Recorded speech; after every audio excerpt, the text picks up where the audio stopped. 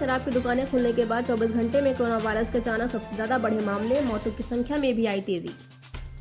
दिल्ली में शराब के दाम बढ़ाने के बाद सरकार ने बढ़ाया पेट्रोल डीजल के भी दाम, वैट में लगाया 30% तक का इजाफा। लखनऊ में मिले 5 नए कोरोना मामलों के साथ यूपी में कुल संक्रमितों की संख्या हुई अब तक 2829, एक्टिव मामलों का आंकड़ा हुआ 1862। प्रवासी मजदूरों से किराया लिए जाने पर बोली मायावती, मजदूरों का किराया नहीं दे पा रही सरकार तो बसपा करेगी मदद। मथुरा में डीसीएम और ऑटो के बीच हुई जोरदार टक्कर, हादसे में गई 7 लोगों की जान, एक शख्स हुआ घायल। विपक्ष पार्टियों द्वारा सरकार पर लगाए जा रहे आरोपों को सीएम योगी ने बताया कोरोना की लड़ाई को कमजोर करने की साजिश। लखनऊ में आज से शुरू की गई निजी अस्पतालों में ओपीडी और इमरजेंसी सेवाएं, साथ ही जिला प्रशासन द्वारा दी गई अन्य क्षेत्रों में भी छूट। आगरा में दुष्कर्म में विफल होने पर किशोरी की गला घोट कर की गई हत्या, परिजनों ने कराई 4 लोगों के खिलाफ एफआईआर दर्ज। लॉकडाउन 3 में शराब की दुकानें खुलने पर इलाहाबाद हाईकोर्ट में दायर की गई याचिका, शराब की दुकानों के बंद कराने की गई मांग। अमेठी में मिला कोरोना का पहला मामला, 5 दिन पहले अजमेर से लौटी संक्रमित महिला को रखा गया था क्वारंटाइन सेंटर में, अब किया गया सुल्तानपुर आइसोलेशन सेंटर में शिफ्ट। विकास नगर सेक्टर सी निवासी अपने घर के इकलौते कमाने वाले 45 वर्षीय संजय शर्मा की आकस्मिक मृत्यु पर उनके घर सदर तहसीलदार शंभू शरण द्वारा पहुंचकर मानवता की मिसाल कायम की गई। तहसीलदार शंभू शरण ने मृतक के 16 वर्षीय इकलौते बेटे को आर्थिक सहायता देते हुए साथ ही सीएम राहत कोष व अन्य योजनाओं का लाभ दिलवाने का आश्वासन देते हुए जरूरी मदद दिए जाने की भी बात कही। परेशान होने से कोई लाभ नहीं, जितना कर पाएंगे उतना तुम्हारे लिए जरूर करेंगे, ठीक है। अभी तो सबसे जरूरी है कि पहले इनका अंतिम क्रियाकर्म। रोते नहीं बेटा, रो नहीं, हिम्मत रखो, हिम्मत रखो। अब ऐसा है कि देखो पापा को हम वापस नहीं ला सकते, लेकिन अब परिवार की जवाबदेही तुम्हारे ऊपर है, तो तुमको थोड़ा मजबूत बनना पड़ेगा। खाने पीने का भी इंतजाम करा दे रहे हैं। वहाँ अभी कहाँ से ले जाओगे, भैंसा कौन ले जाओगे? नहीं अभी तो पोस्टमार्टम होगा, बॉडी का वहाँ से फिर कॉलेज जहाँ तक भी होगा वहाँ से हम अपनी गाड़ी लेकर के जा रहे हैं, वहाँ तो फिर बॉडी रख करके यहाँ लाएंगे। फिर यहाँ पे जो कार्यक्रम होता है घर में यही है सबसे बड़ा, यही बेटा है मम्मी, बस इतने घर में तुम्हारा बाकी सारा चीज़ करवाते हैं, ठीक है। अभी ये सब चीज़ों से निपट लो, नंबर हमने दे ही दिया है, सारा चीज़ हम करवाते हैं, ठीक है। पुराने लखनऊ के ठाकुरवन थाना क्षेत्र के अंतर्गत घैला पुल गोमती नदी में एक युवक की लाश पाई गई।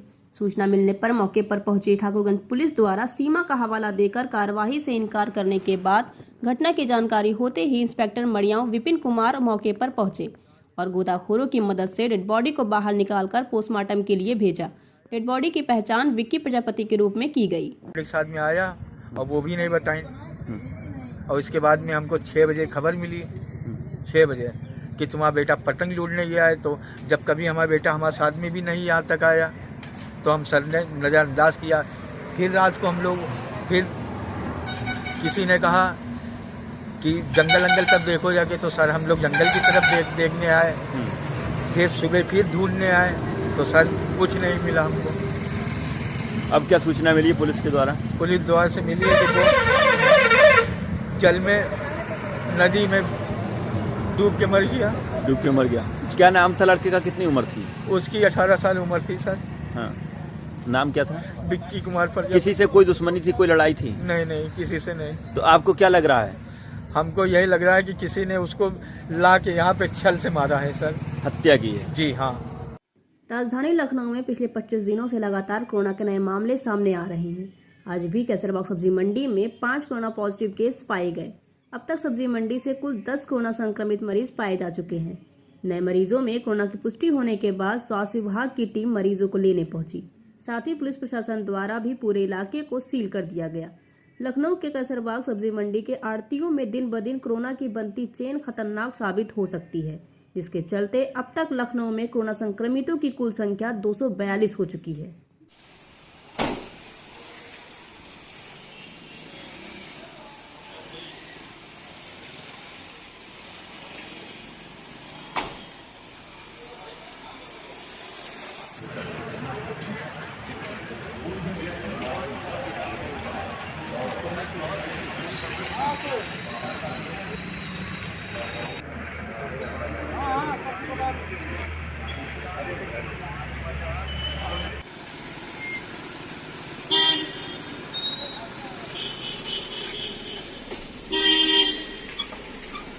राजधानी के कैसरबाग में 5 नए कोरोना मरीजों के मिलने से हड़कंप मच गया।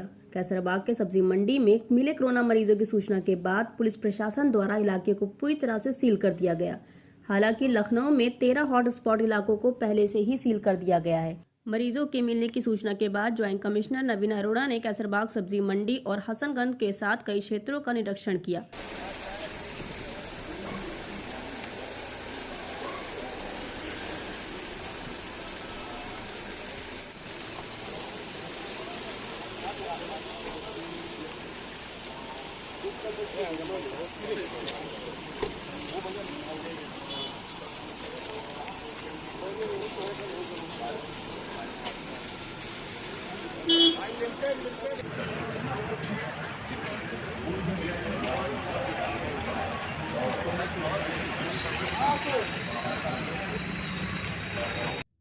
एसीएस अवनीश अवस्थी ने प्रेस कॉन्फ्रेंस कर मुख्यमंत्रियों द्वारा दिए गए निर्देशों की जानकारी दी। उन्होंने मीडिया से बात करते हुए बताया कि सीएम द्वारा आज बैठक में सोशल डिस्टेंसिंग का पालन करते हुए उद्योगों को शुरू कराए जाने का निर्देश दिया गया।